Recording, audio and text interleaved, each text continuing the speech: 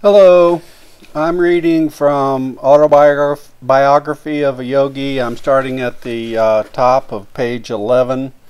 We're talking about a photograph of Lahari that has a miraculous origin. It appears that the master had an aversion to being photographed. Over his protest, a picture is once taken of him and a group of devotees, including Kale Kumar Roy. It was an amazed photographer who discovered that the plate, which had clear images of all the disciples, revealed nothing more than a blank space in the center where he had reasonably expected to find outlines of Lahari Masaya. The phenomena was widely discussed. A student who was an expert photographer, Ganja Dahar Babu, boasted that the fugitive figure would not escape him. The next morning, as the Guru sat in lotus posture on a wooden bench with a screen behind him, Ganja Dahar Babu arrived with his equipment. Taking every precaution for success, he greedily exposed 12 plates. On each one he soon found the imprint of the wooden bench and screen, but once again the master's form was missing. With tears and shattered pride, Ganja Dahar Babu sought out his Guru. It was many hours before Lahari Masaya broke his silence with a pregnant comment. "I am spirit. Can your camera reflect the omnipresent invisible?" "I see it cannot, but holy sir, I lovingly desire a picture of your bodily temple. My vision has been narrow. Until today I did not realize that in you the spirit fully dwells. Come then, tomorrow morning I will pose for you." Again the photographer focused his camera. This time the sacred figure, not cloaked with mysterious imperceptibility, was sharp on the plate. The master never posed for another picture, at least I have seen none. The photograph is reproduced in this book. Lahari Masaya's fair features of universal cast hardly suggest to what race he belonged. There's an asterisk here. It's referring me to page 375.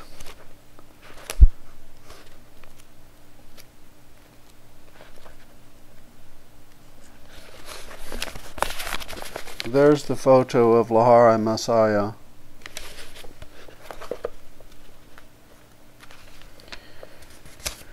The joy of God communion is slightly revealed in his enigmatic smile.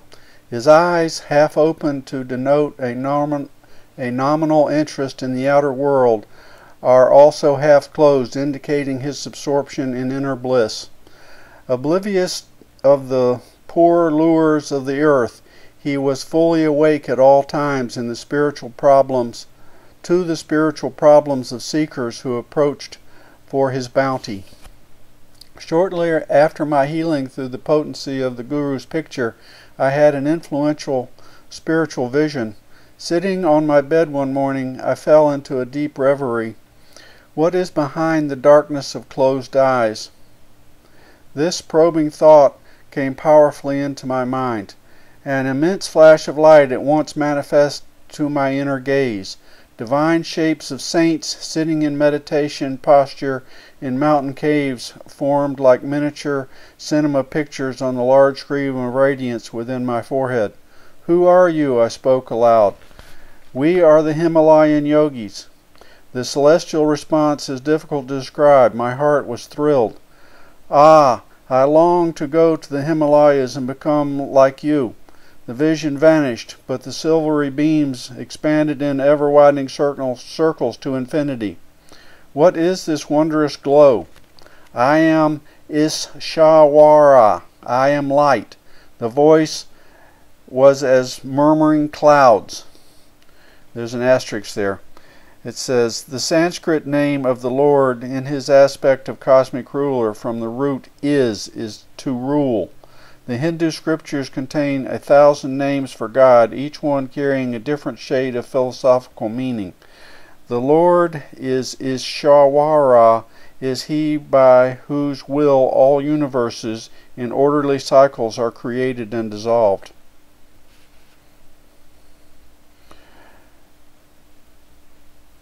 I want to be one with thee.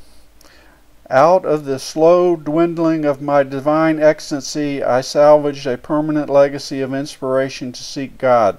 He is eternal, ever new joy.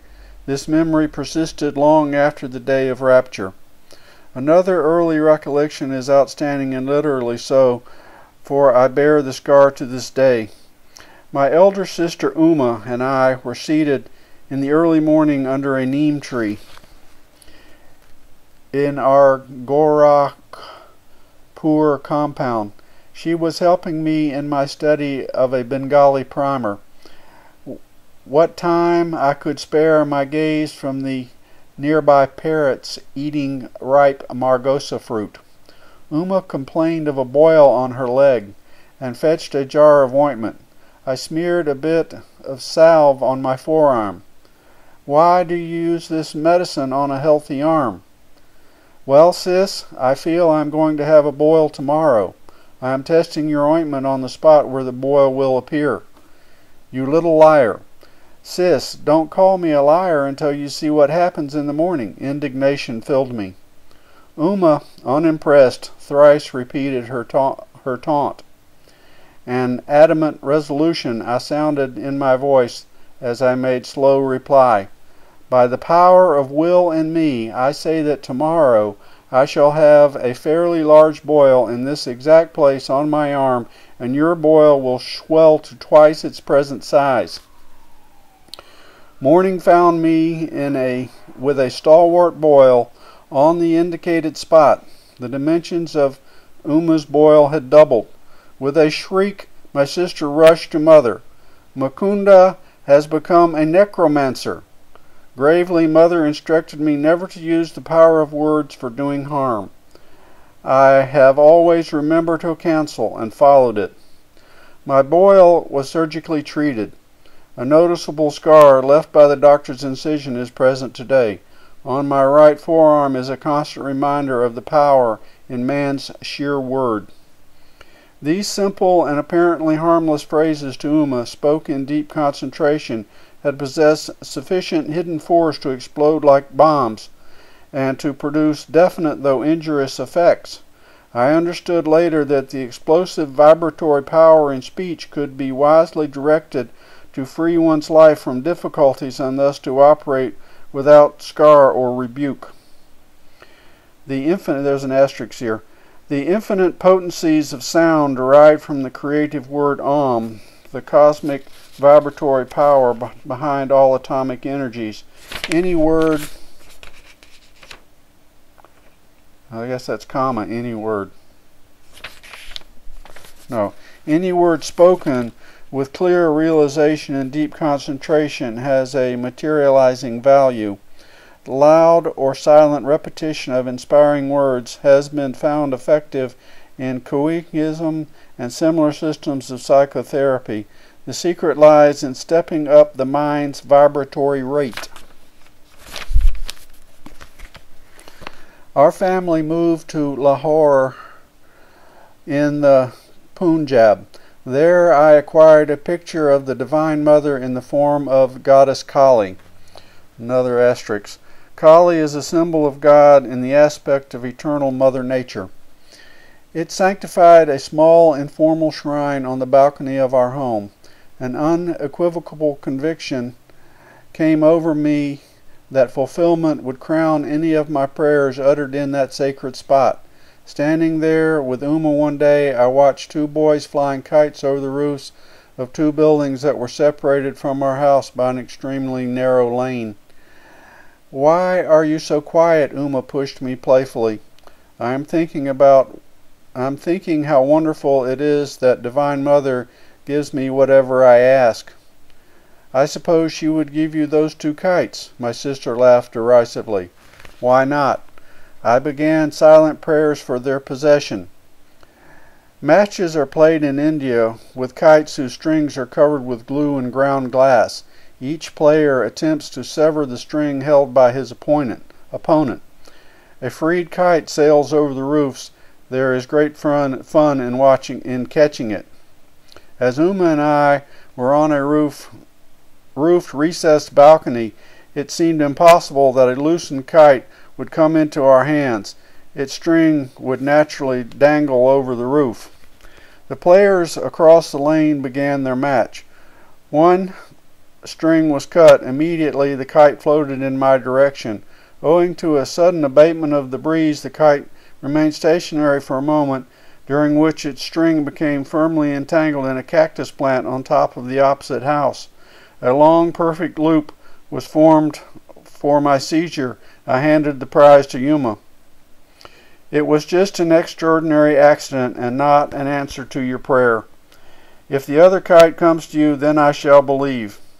Sister's dark eyes conveyed more amazement than her words. I continued my prayers with intensity. A forcible tug by the other player resulted in the abrupt loss of his kite. It headed toward me, dancing in the wind. My helpful assistant, the cactus plant, again secured the kite string in the necessary loop by which I could grasp it. I presented my second trophy to Yuma. Indeed, Divine Mother listens to you. This is all too uncanny for me. Sister bolted away like a frightened fawn. There's a picture here of Yogananda at age 6.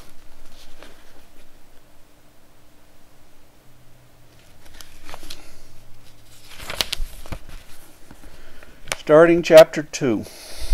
My Mother's Death and the Mystic Amulet. My mother's greatest desire was the marriage of my elder brother. Ah, when I behold the face of Anata's wife, I shall find heaven on this earth. I frequently heard Mother express these words in her strong Indian sentiment about family continuity. I was about 11 years old at the time of Anata's betrothal. My mother was in Calcutta, joyously supervising the wedding preparations. Father and I alone remained in our home in Bareilly in northern India, whence Father had been transferred after 2 years in Lahore. I previously witnessed the splendor of nuptial rites for my 2 eldest sisters, Roma and Uma, but in Anata, as the eldest son, plans were truly elaborate. Mother was welcoming numerous relatives, daily arriving in Calcutta from distant homes. She lodged them comfortably in a large, newly acquired house at 50 Amherst Street. Everything was in readiness. The banquet delicacies, the gay throne on which brother was to be carried to the home of the bride-to-be, the rows of colorful lights, the mammoth cardboard elephants and camels, the English, Scottish, and Indian orchestras and professional entertainers, and the priest for the ancient rituals. Father and I, in gala spirits, were planning to join the family in time for the ceremony. Shortly before the great day, however, I had an ominous vision. It was in Bareilly on a midnight. As I slept beside Father on the piazza in our bungalow, I was awakened by a peculiar flutter of mosquito netting over the bed. The flimsy curtains parted, and I saw the beloved form of my mother.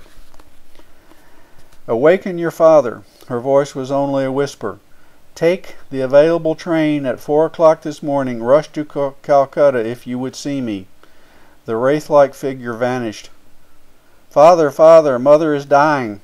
The terror in my tone aroused him instantly. I sobbed out the fateful tidings.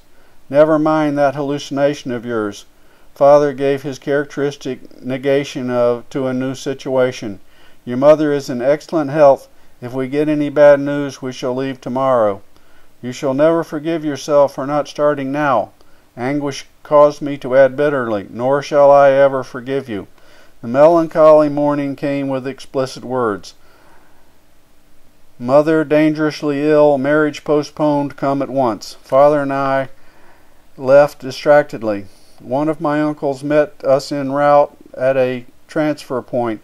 A train thundered towards us, looming in with telescopic increase. From my inner tumult, an abrupt determination arose to hurl myself on the railroad tracks. Already bereft I felt of my mother, I could not endure a world suddenly bare to the bone. I loved Mother as my dearest friend on earth. Her solacing black eyes had been my refuge in the trifling tragedies of childhood. Does she live yet? I stopped for one last question to my uncle. He was not slow to interpret the desperation in my face. Of course she is alive, but I scarcely believed him. When we reached our Calcutta home, it was only to confront the stunning mystery of death. I collapsed into an almost lifeless state. Years passed before any reconciliation entered my heart. Storming the very gates of heaven, my cries at last summoned the Divine Mother.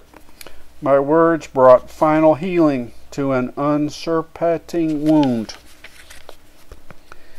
It is I who have watched over thee, life after life, in the tenderness of many mothers. See in my gaze the two black eyes, the two beautiful eyes thou seekest. Father and I returned to Bareilly soon after the crematory rites for the well-beloved. Early every morning I made a pathetic memorial pilgrimage to a large shioli tree which shaded the smooth green gold lawn before our bungalow. In poetical moments I thought that the white shioli flowers were strewing themselves with a willing devotion over the grassy altar. Mingling tears with the dew, I often observed a strange otherworldly light emitting from the dawn. Intense pangs of longing for God assailed me. I felt powerfully drawn to the Himalayas. One of my cousins, fresh from a period of travel in the holy hills, visited us in Bareilly. I listened eagerly to his tales about the high mountain abode of yogis and swamis. Another asterisk. Sanskrit root meaning of swami is he who is one with his self. Let us run away to the Himalayas.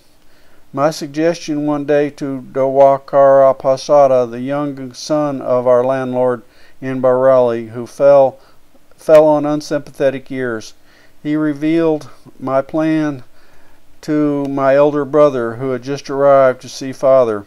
Instead of laughing lightly over this impractical scheme of a small boy, Anatta made it a definite point to ridicule me. Where is your orange robe? You can't be a swami without that. But I was inexplicably thrilled by his words. They brought me a clear picture, that of myself as a monk roaming about India. Perhaps they awakened memories of a past life. In any case, I realized with what natural ease I would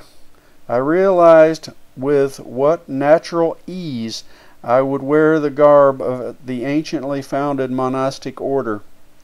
Chatting one morning with Dwarka, I felt a love for God descending like avalanche force. My companion was only partially attentive to the ensuing eloquence, but I was wholeheartedly listening to myself. I fled that afternoon towards Nanini Tal in the Himalayan foothills. Anatta gave determined chase. I was forced to return sadly to Bareilly. The only pilgrimage permitted me was the customary one at dawn to the Shiola tree. My heart wept for my two lost mothers, one human, one divine. The rent left in the family fabric by mother's death was irreparable. Father never remarried during his nearly 40 remaining years, assuming the difficult role of father-mother to his little flock. He grew noticeably more tender, more approachable. With calmness and insight, he solved various family problems. After office hours, he retired like a hermit to the cell in his room, practicing Kriya Yoga in a sweet serenity. Long after Mother's death, I attempted to engage an English nurse to attend to the details that would make my parents' life more comfortable. Father shook his head. Service to me ended with your mother. His eyes were remote and with a lifelong devotion. I shall not accept the ministrations of any other woman. 14 months after Mother's passing, I learned that she had left me a momentous message. Anatta had been present at her deathbed and recorded her words. Though she had asked what the disclosure be made to me in 1 year, My brother had delayed it. He was soon to leave Bareilly for Calcutta to marry the girl that mother had chosen for him. Another asterisk. The Indian custom whereby parents choose a life partner for their child has resisted the blunt assaults of time. The percentage is high of happy Indian marriages. One evening he summoned me to his side. Mukunda, I have been reluctant to give you strange tidings. Anata's tone held a note of resignation. My fear was to inflame your desire to leave home, but in any case you are bristling with divine ardor. When I captured you recently on your way to the Himalayas, I came to a definite resolve. I must not further postpone the fulfillment of my solemn promise. My brother handed me a small box and delivered Mother's message. Let these words be my final blessing, my beloved son Mukunda. Mother had said, the hour is here when I must relate a number of phenomenal events following your birth. I first knew your destined path when you were but a babe in my arms. I carried you then to the home of my guru in Benares. Almost hidden behind a throng of disciples, I could barely see Lahara Masaya as he sat in deep meditation. While I patted you, I was praying that the great Guru would take notice and bestow a blessing. As my silent devotional demand grew in intensity, he opened his eyes and beckoned me to approach. The others made a way for me. I bowed at the sacred feet. Lahari Masaya seated you on his lap, placing his hand on your forehead by way of spiritually baptizing you. Little mother, thy son will be a yogi. As a spiritual engine, he will carry many souls to God's kingdom.